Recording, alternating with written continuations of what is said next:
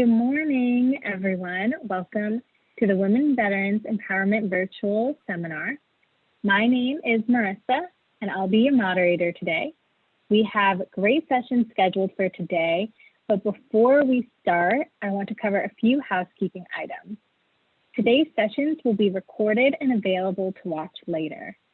As a webinar attendee, you'll notice that you're muted. If you have any questions, please use the Q&A box during the presentation, and myself or another moderator will answer, or we'll save it for the Q&A portion at the end of the session if time permits. If you have any comments or technical issues, please use the chat box to let me know. And now I'll hand it over to Cheryl Vines, Director of Research and Education here at Paralyzed Veterans of America. She is also the Program Director for our Women Veterans Empowerment Seminar. Thank you. Cheryl? Good morning, and welcome to our PVA Women's Empowerment webinar. We are so pleased to see so many of you here for our first webinar, empowerment webinar today. Anita Bloom was a World War II veteran. She fought to get, after a paralyzing disease during her care, during her service, she fought to get care at the Veterans Administration Hospital back in the 1940s. She went on to advocate for women's needs and women's rights, particularly women veterans' needs and women veterans' rights to healthcare within the healthcare system. And it's thanks to her that some of the resources that are available to you now are available to her and other women. It's fitting that the PVA Women's Initiative, the Anita Bloom Committee, is our arm to advocate for women members and the women who, other women veterans in the United States. We're really pleased to have you here. We have very few hours to present a lot of information. I'm really pleased about our first session, recognizing and using your own resilience. I can't think of a better topic to start off with or a better speaker than Dr. Jerry Muse. Dr. Muse is a clinical psychologist at the Spinal Cord Injury Unit at the VA San Diego Healthcare System. She also maintains a private practice. She's an assistant clinical professor in the Department of Psychiatry at the UC San Diego School of Medicine and holds a diplomate in pain management from the American Academy of Pain Management. Dr. Muse brings all of this and her own personal experience to her talk this morning. Welcome, Jerry. Good morning. I'm thrilled to be here and to begin to talk about resilience with you this morning. And so let me get my presentation here for you so that we can get started. Again, Cheryl, thank you for the introduction. This is really an honor for me to be here and a privilege to be talking this morning about resilience, and really for all of us to begin to look at the fact that we all have our own resilience and we all have ways in which we've gotten through difficult situations. And so when we talk about resilience this morning, I chose this slide in part because it really is a road, it really is a journey. And I actually got interested in resilience following a cycling accident when I was 23, a traumatic injury myself, and decided to become a psychologist because I was curious about what is it that actually helps people get through things that are difficult and helps them thrive after traumatic experiences or difficulties in life. And what I hope to impart today is that it's not a question of, are you resilient or are you not resilient? We all have our own resilience that has been developed over time.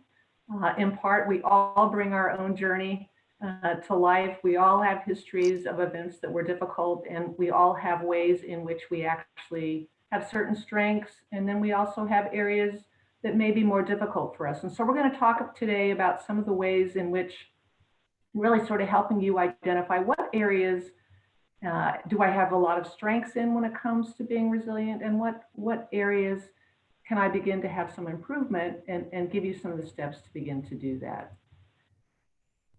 And so before we get started, there's a lot of discussion about what is resilience. And so If you look at the literature, people talk about it in a number of different ways. But if we actually just go to the Merriam-Webster dictionary, basically what we're talking about is the ability to expand or sort of recover or adjust to misfortune or change.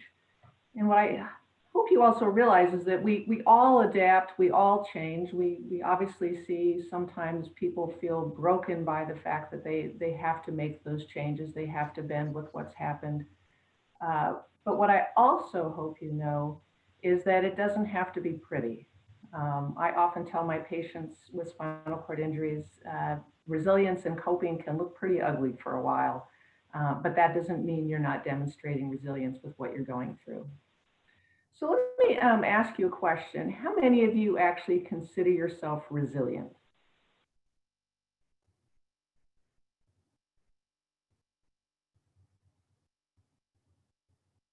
Need the poll.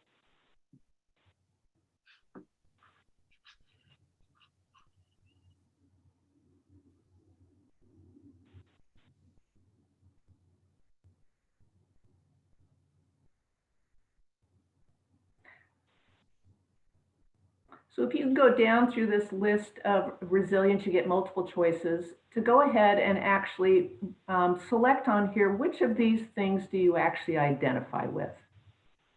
These self-statements.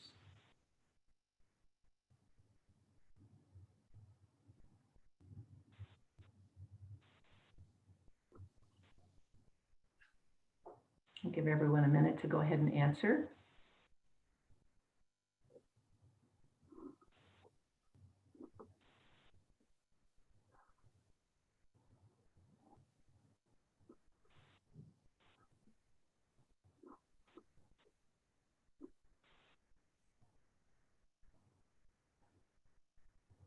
And Marissa, do we have a tally yet? So when you look here at sort of everyone's answers, you can see that there's variation from all the kinds of self-statements that we have, and that sometimes when you look through here, we can see where are the areas for ourselves that are maybe more difficult. Being able to trust yourself, obviously, in your ability to overcome things and make the right decisions. It's nice to see so many of you are proud of your accomplishments and also that you're aware of your strengths and weaknesses. But let's actually look at some of these other things as we go along, because some of this is actually determined by some very early learning in our lives that helps shape how we actually handle adversity.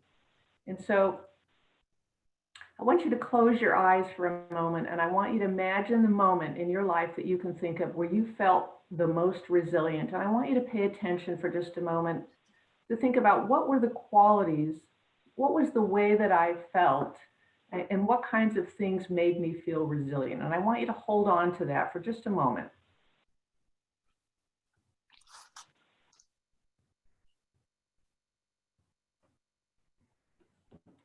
So go ahead and let's begin to talk about some of the qualities that we know are actually associated with resilience. And you might see yourself in this diagram I put together on some of the qualities. When you look across the literature, there's a lot of different research studies that actually look at different ways to define resiliency and different ways in which we identify qualities that actually people have who we consider to be resilient, people who are able to not only overcome and sort of bend with difficulties, but able to ultimately in the long run be able to flourish, to have sort of positive personal growth. And so when we look at this chart, I essentially put together most of the things that all the studies had in terms of identifiers, and also looked at really some of the things that I've seen clinically in the last 24 years of providing care for people with traumatic injuries.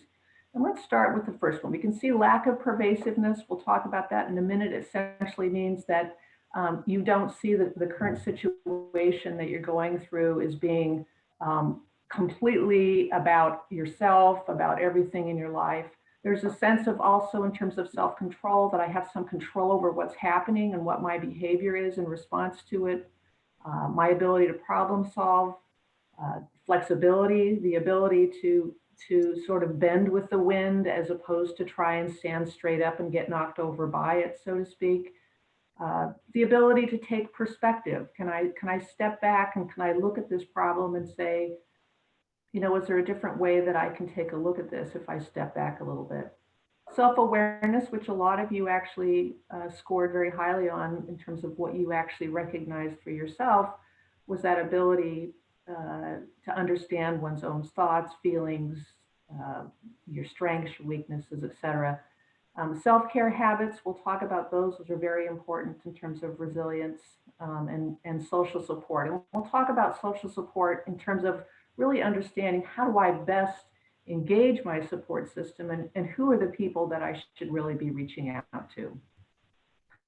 So let's talk first about lack of pervasiveness. And lack of pervasiveness, when you think about that moment when you felt most resilient, did you have that ability to separate your temporary suffering from your sense of yourself?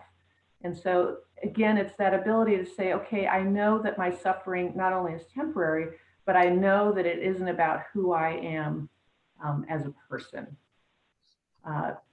Again, can I look at this particular situation as a challenge for me as a person, and that it's really about a situation and a circumstance I'm facing and not about some necessary flaw in me? An example of that is that oftentimes when bad things happen or when people feel criticized or when things don't go right for them, they say to themselves, I can't do anything right. That's pervasive. That means that you're assuming that you're having difficulty in that particular area means that there's something inherently wrong with you, which isn't the case. Instead, being less pervasive would be, this is particularly challenging for me, but understanding that it's temporary.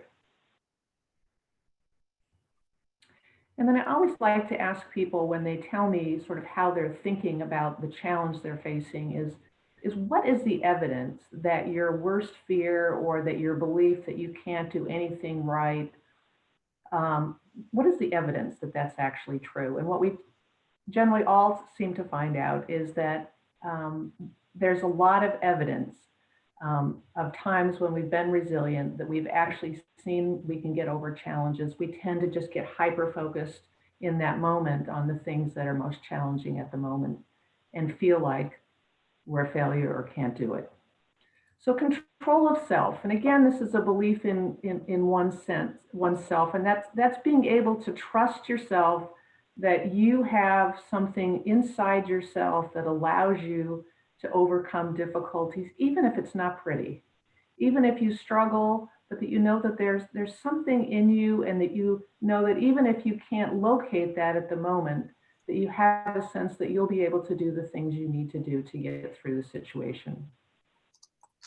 The other part of having a control of yourself is the ability to recognize your own control of what's happening, and your ability to actually take action on the things that are in your control. And so oftentimes people will be overwhelmed by feeling like the certain circumstances that they're struggling with, or whether it's temporary or whether it's a lifelong sort of chronic sort of coping with a disability, we often sort of lose sight of the fact that there are things that we do have control over. Granted, there are things that we don't, and there will be in all situations, but what is it in this that I can actually control? And some of the things that we do have control over is, how do I respond to this situation? Do I allow it to bury me, to break me in a way that I can't recover from? Or do I begin to take a look at what actions can I take to actually begin to exert some of my own influence on the situation? Is there a conversation I need to have with this person? Is there some choices I need to make in my life? Is there something that I can do to contribute to my own well-being? Are there steps that I can take to begin to look at the problem as I see it? And again, one of the things about having control of self is also understanding that whatever you're going through sits outside of you.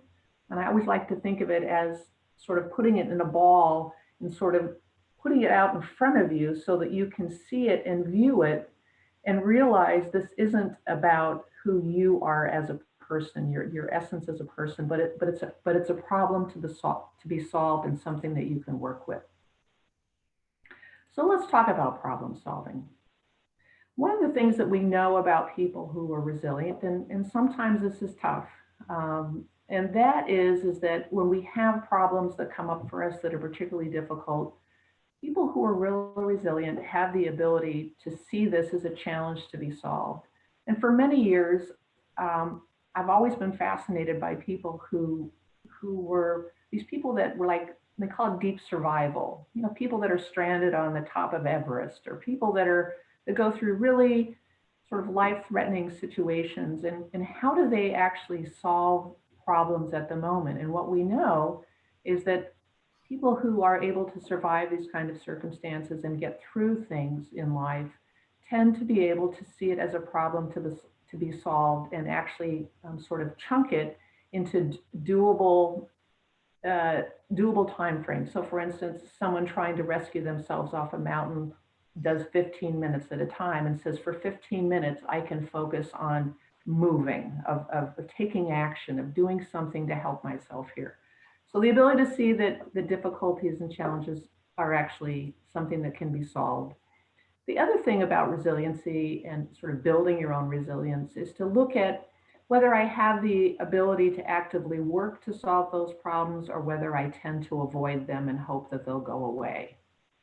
What we do know is that people who've experienced traumatic events tend to avoid situations that either remind you of or make you confront feelings and emotions that are painful or difficult. And so there's a greater likelihood in situations of avoiding actually taking action. And sometimes we learn that as a coping strategy as a kid. And that's one place we can begin to really look at our own resilience and say, is there a way for me to begin to take some action in this, even if it's something small, but to get me moving on that path towards the life that I want?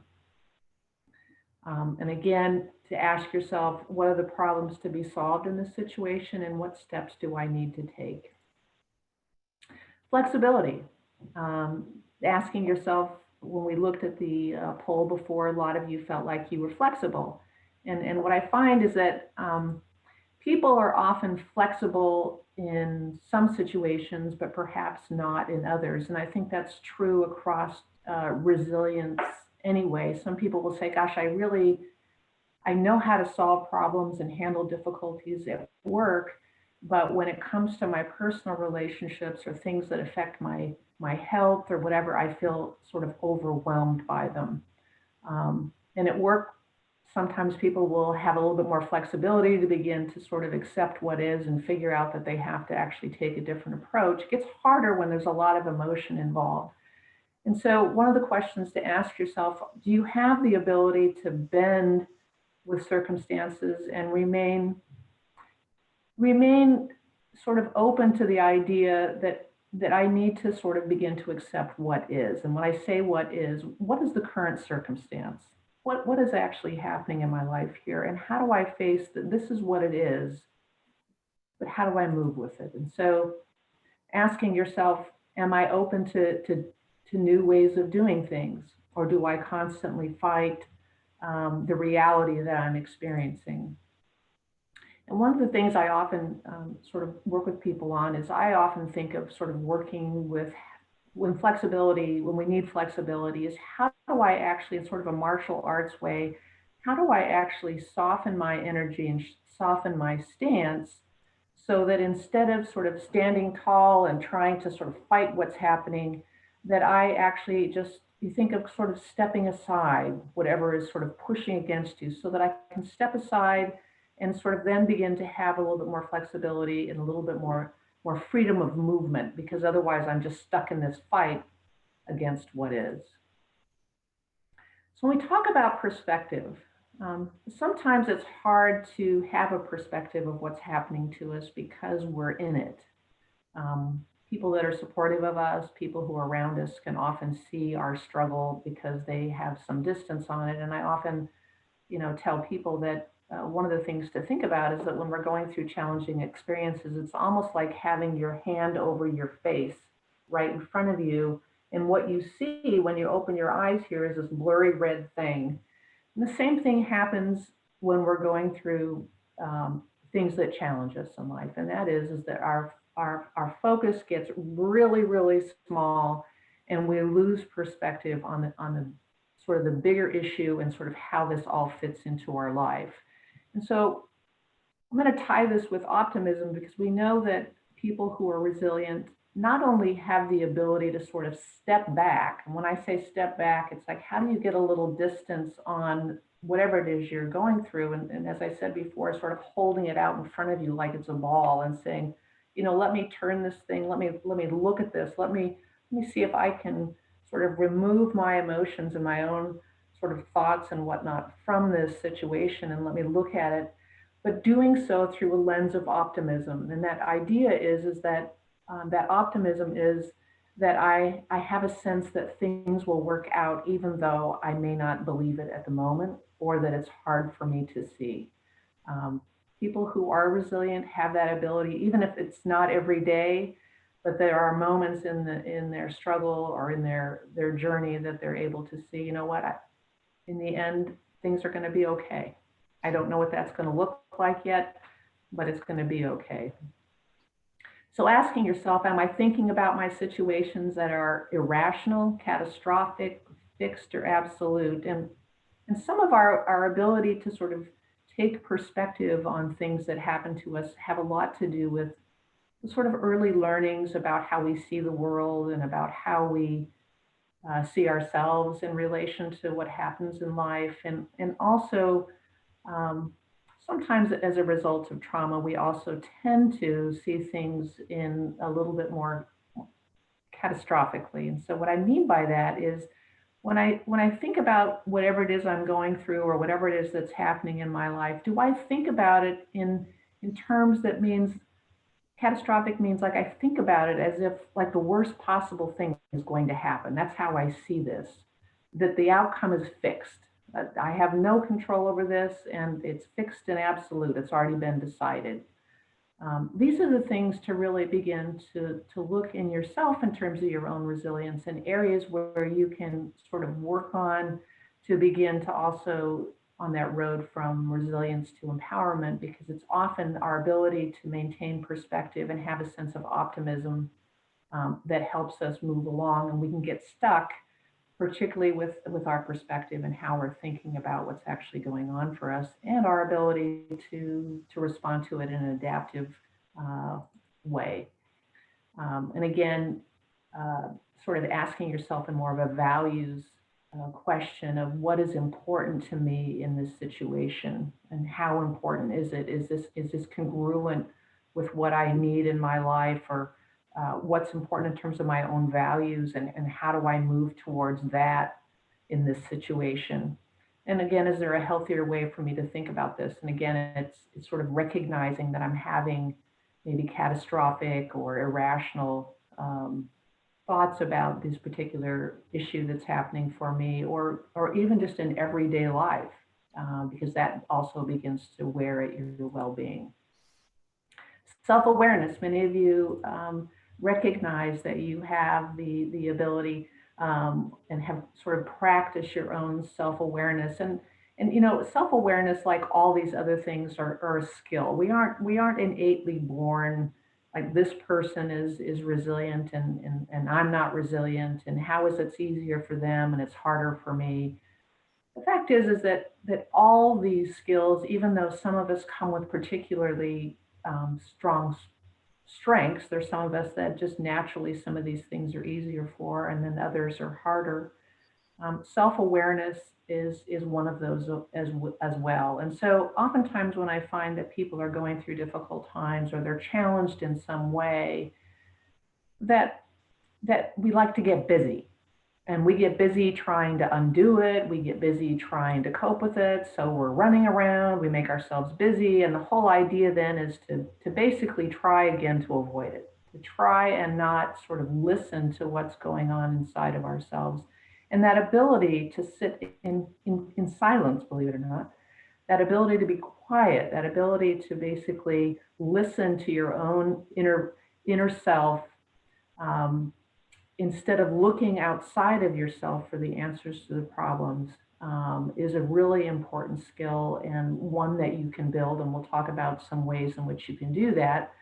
Um, I think oftentimes that sitting in silence, what it does is it often makes us sit with also being aware of our emotions, and the importance sort of recognizing that emotions and feelings are temporary, and that I always use the idea of, can I watch the movie? Can I sort of watch what's happening here and not become the movie? And so how do I tune into my own inner voice? Most of the people who sort of uh, see themselves as resilience, and we look at them and we see sort of what they're capable of doing and how they get through things in their life and think, wow, that person really seems to have it all together. Part of what they have the ability to do is how much can I be quiet enough to tune into my own inner voice? Because it's my own inner voice that's often informative, and that also helps us really sort of figure out what's going on with me and what do I need to do. And also, it's where your strength is. This is where that place of knowing inside of you helps you begin to see, this is what I need to do. These are the choices that I need to make. And these are the things that are most important to me. And some of the ways we get to that is through mindfulness, or meditation. Both of those are very sort of quiet activities, with the intention of sort of getting in contact with what's going on inside of yourself. And at the end of this presentation, I have some tools that you'll be able to access. The VA has put together a number of really wonderful mobile apps, if you don't have them already, but there's a wonderful one on mindfulness that you can download for free. There are many apps on mindfulness and meditation. Using the practice in those apps is a great way to increase self-awareness. And then also knowing, when do I need to seek professional help, because I'm stuck. I'm stuck in a way that I can't sort of create some movement on this particular issue myself. Self-care, again, it's that ability to turn to self-care habits in times of stress. I know for me, when I'm stressed, the thing I know I need to do, I need to be outside in nature. I need to be with other people. I need to do things that are like my foundation of my wellness, that help me in everyday life. And the same is true for you.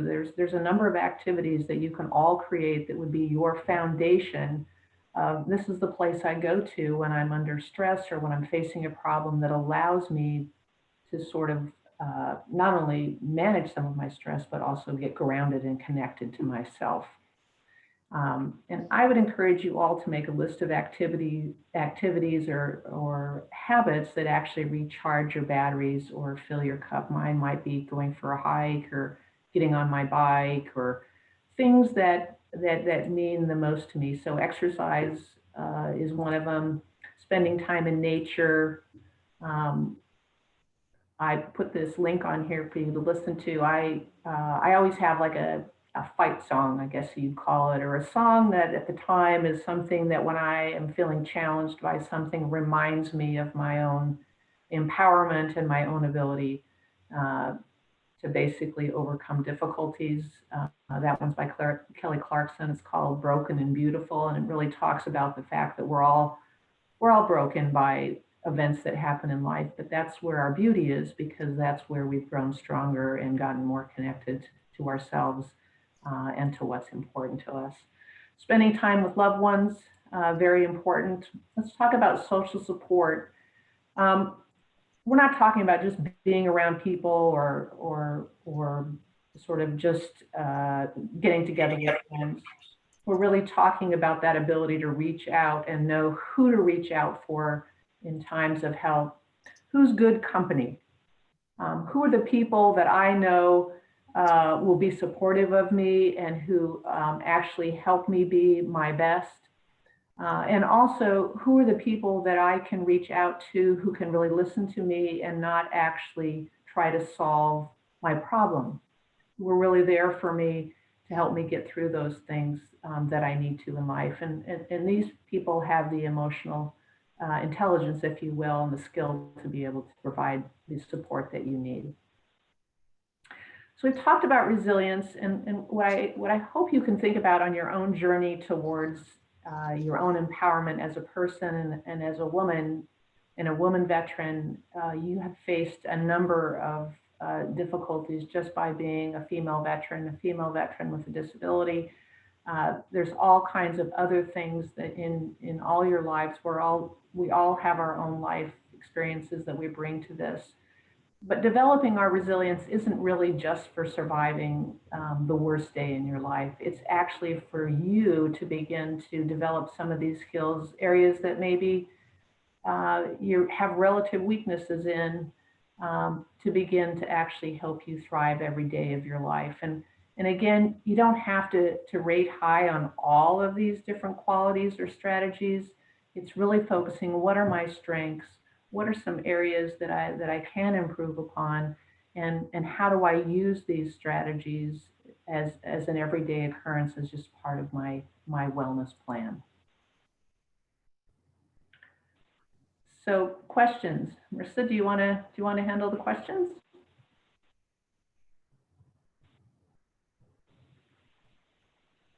I'm sure we'll be moderating the questions. If everyone could please put your questions in the Q&A box or in the chat box, and we'll address your questions. Thank you.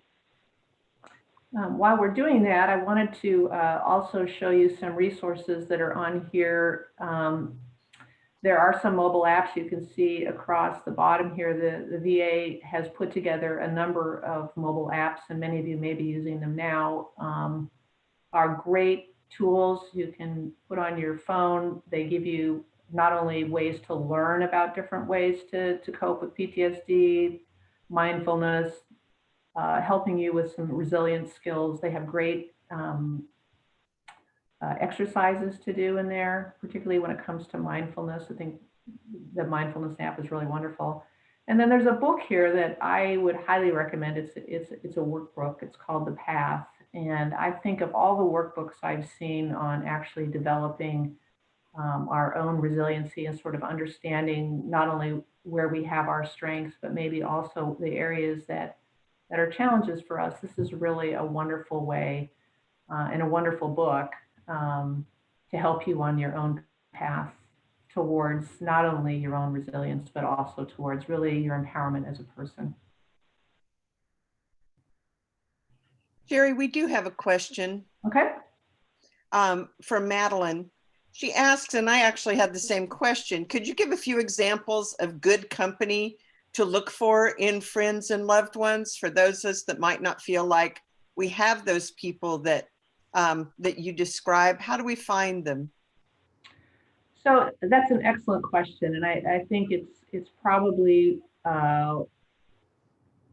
probably the leading challenge for many people. And so it's often true that we're surrounded by people who are, because of their own abilities and their own ways in which they learned how to handle problems, want to do something when we're feeling distressed. And so their first impulse is actually to try and solve our problems. The keys to look for, and maybe it's in finding other veterans, female veterans, or other women who are going through something similar, but the qualities that you should look for are, can the person listen to what I'm saying without actually trying to solve the problem? Are they able to sit with my feelings and my thoughts and my pain about the situation without trying to avoid it?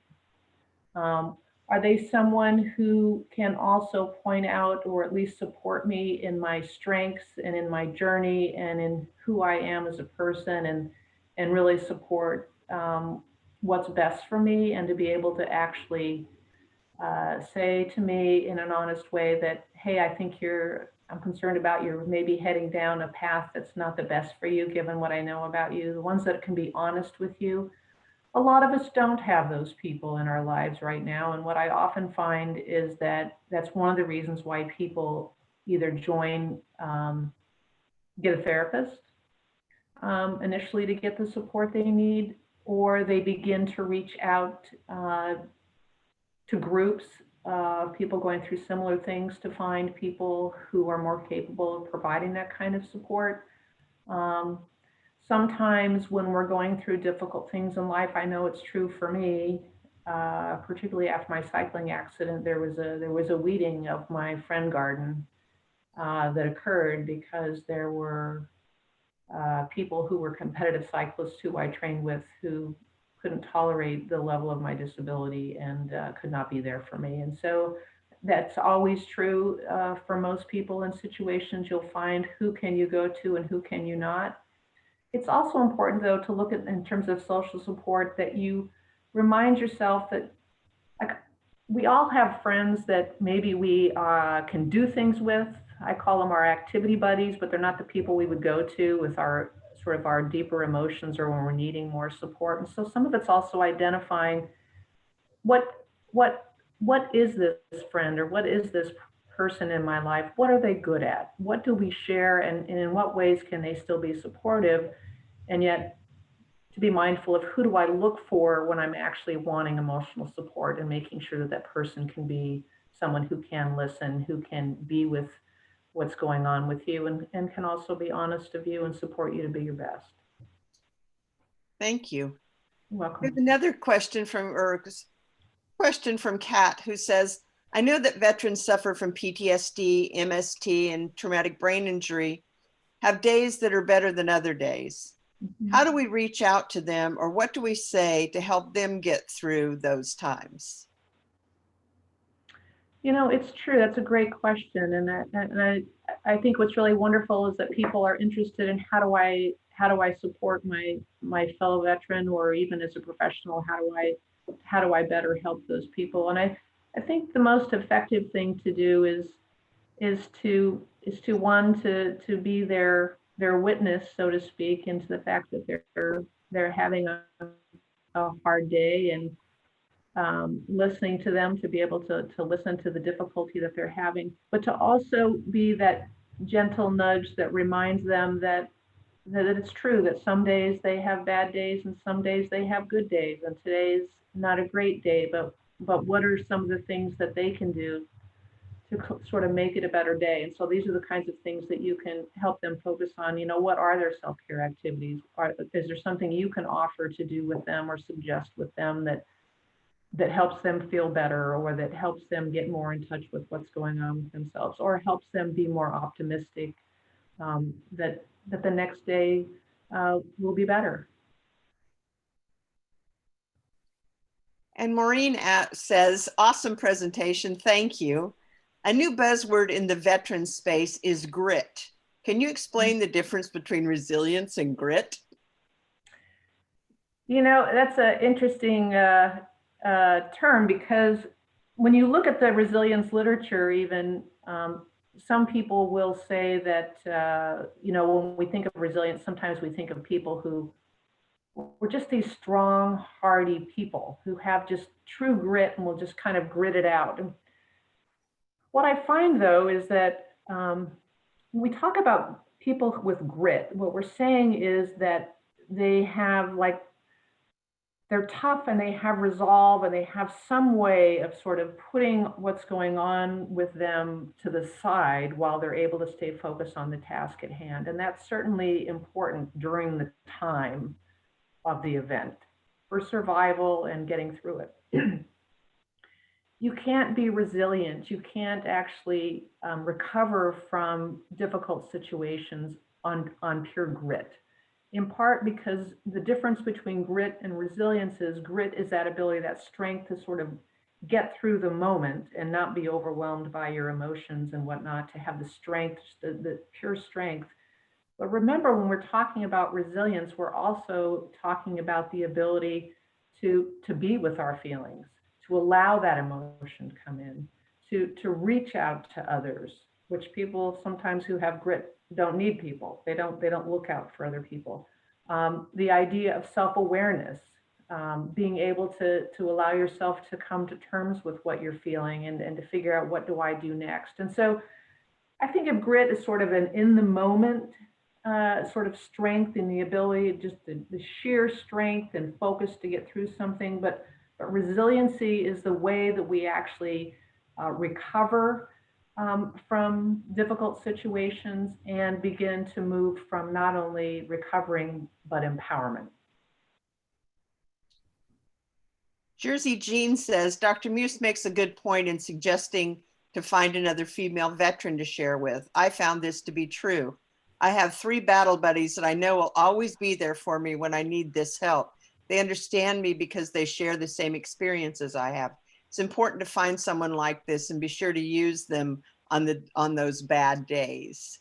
So she just reinforcing what you said, I think.